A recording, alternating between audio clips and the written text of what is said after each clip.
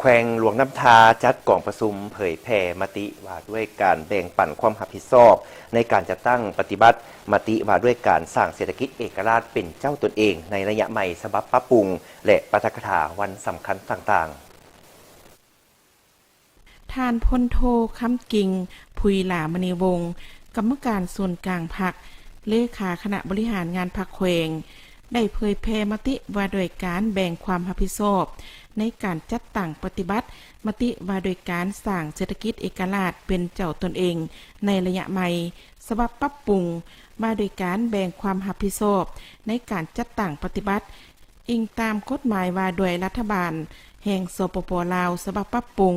ฉบับเลขที่03/สพศลงวันที่16 พฤศจิกายน 2021แผนดำเนินงานเพื่อผันขยายมติมาโดยการสืบต่ออยู่แหงการผันขยายแนวทางเปลี่ยนแปลงใหม่สู่ลวงลึกสร้างการหันเปลี่ยนที่แข็งแรงลึกซึ้งและรอบด้านในการนำพาของพรรคมติว่าโดยการสร้างเศรษฐกิจเอกราชเป็นเจ้าตนเองในระยะใหม่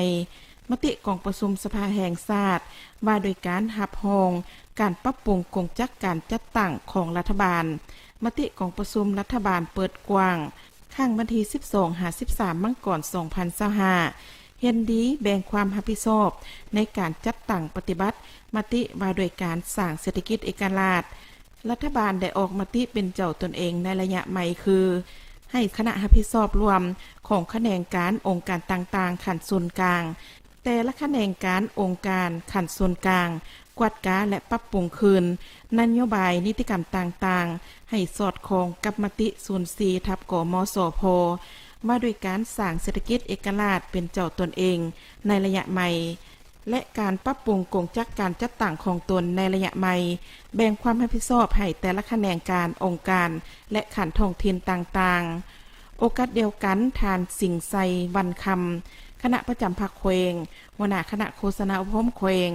ยังได้ปาฐกถาวันสร้างตั้งพรรคประชาชนปฏิวัติลาวครบรอบ71 ปีวันที่22 มีนา1955 22 มีนา2026และทานพลจัตวาหุ่มพันธ์เกี่ยววังลาด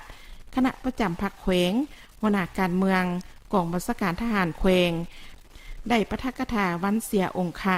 และเสียสละชีวิตเพื่อประเทศชาติครบรอบ80 ปีคือวันที่21 มีนา1946 21 มีนา2026ตื่มเอก